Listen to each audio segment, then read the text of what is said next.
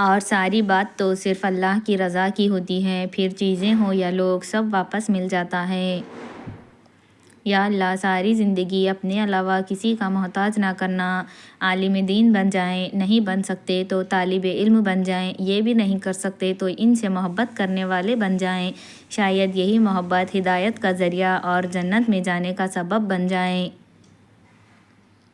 دعائیں تب اثر کرتی ہیں جب انہیں صبر کی مہر لگا دی جائے، اور صبر یہ نہیں کہ اللہ پاک سے مانگنا چھوڑ دو، بلکہ صبر تو یہ ہے کہ لوگوں سے کہنا چھوڑ دو۔ طویل ہے سفر مگر منزل کا یقین ہے، آزمائش سخت ہے مگر وہ بھی تو رحیم ہے۔ زندگی اگر چین سے جینی ہے تو لوگوں کی باتوں کو دل سے لگانا چھوڑ دو۔ اچھا وقت اسی کا ہوتا ہے جو کسی کا برا نہیں سوچتا۔ سنا ہے حشر میں کوئی کسی کا نہیں ہوگا، مگر یہ سلسلہ تو ابھی سے عروج پر ہے۔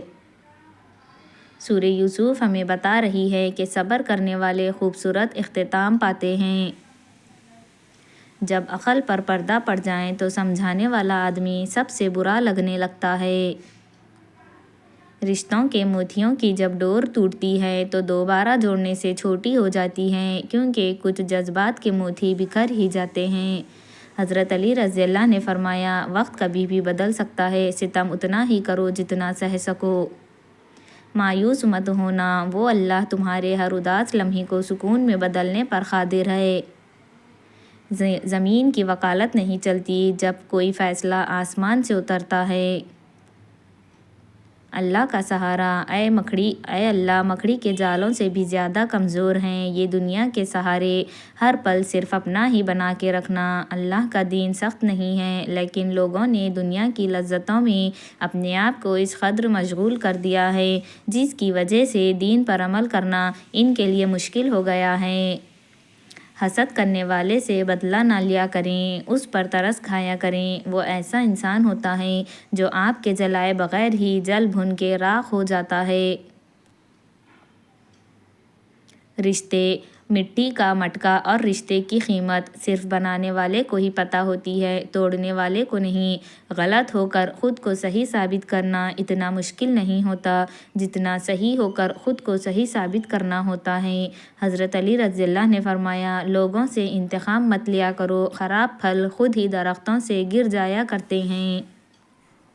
جب آپ کا دل درد سے بھر جائے اور آنکھوں میں بے تحاشا آنسو آ جائیں تو اس اللہ سے چھپ چھپ کے باتیں کر لیا کریں، وہ سب جانتا ہے لیکن آپ سے سننا چاہتا ہے۔ برا وقت گھوڑے پر بیٹھ کر آتا ہے لیکن جاتا چونٹی کے پر سے، مگر جاتے جاتے بہت سے فضول اور مطلب پرست لوگوں کو بھٹکا لے جاتا ہے۔ اپنی زندگی کو اس درخت کی طرح بناؤ جو تنہا کھڑے ہو کر سورج کی تپش برداشت کرتا ہے لیکن اپنے دامن میں آنے والے کو سکون بخشتا ہے۔ شکر اور اس مقام کو کہتے ہیں جہاں اللہ کی رضا اور آپ کی خواہش ایک ہو جائیں۔